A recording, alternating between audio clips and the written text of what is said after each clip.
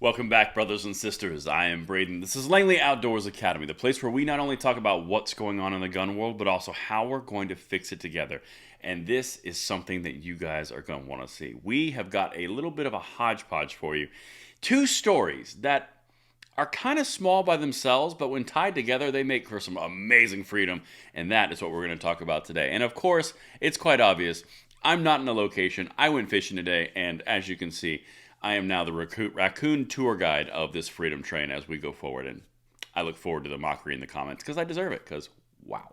But my brothers and sisters, make sure you hit that like button, subscribe to the channel, and turn the notification bell on. We are distributing freedom twice daily, and we would love to have you along for the ride. But now, let's dive into this, because I've got to start out this Saturday night video with a little bit of a Hunter Biden mismatch, because it turns out that rumor and the myth that Biden's attorney was going to bail on him, yeah, he just filed the paperwork today, actually yesterday. So it's official.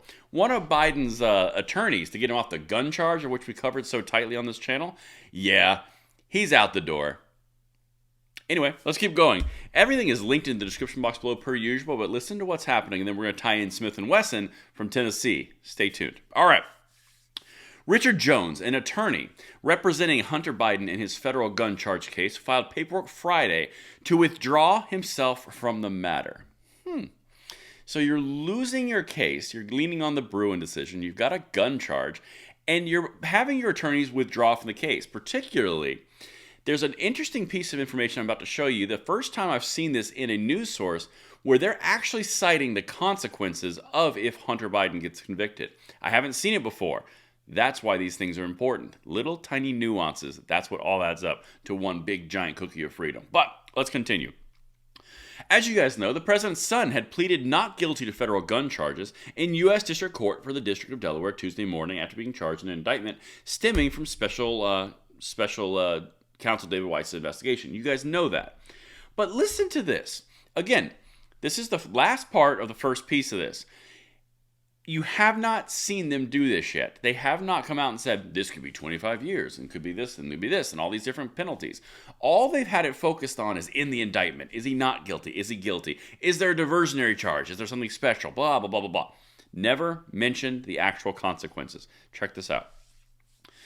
The president's son appeared in person for the first time in court on arraignment Tuesday morning after being charged with making false statements on a purchase of a firearm, making a false statement related to information required to be kept by a federal firearm license dealer, and one count of possession of a firearm by a person who is an unlawful user of or addicted to a controlled substance. We know that. This piece. With all counts combined, the total maximum prison time for the charges could be up to 25 years. Each count carries a maximum fine of $250,000 and 3 years of supervised release. That's important. And the reason that that's important is not because he's going to get that consequence, not because he isn't going to get that consequence. The important part is the media is now starting to report on the actual numbers, the actual data. That is a transition point. It's small, it's minute, but it's important. They're actually saying the consequences. They do not do that and have not done it to date, at least in that clearer terms. That's the first piece. But now let's dive into the second piece, because this is a little case of, well, you hated us. You kind of legislated us out of business, so now we left Massachusetts and we're in Tennessee. And listen to what Smith & Wesson is bringing Tennessee, and Massachusetts misses out on because of their anti-2A stances. Check this out. Smith & Wesson celebrates new headquarters opening in gun-friendly Tennessee. In Maryville, Tennessee, gun manufacturer Smith & Wesson hosted a grand opening in its new Tennessee headquarters Saturday after moving from its longtime home in Massachusetts to a more gun-friendly state. The company has built new 650,000 square feet headquarters in Maryville, Tennessee, as part of a $125 million relocation plan announced in 2021. We covered it right here. And tours are available for the new facility. So Massachusetts missed out on $125 million in a brand new building, which would generate the economy in the area, all the tax revenues, all the revenues for every single employee, because they were anti-gun. Tennessee just took advantage of their gun control push. That's what we do. Every single day, that's what we do. But let's continue. We got more. The gunmaker had been located in Springfield, Massachusetts since the mid-19th century, but company officials have said legislative proposals in that state would prohibit them from manufacturing certain weapons.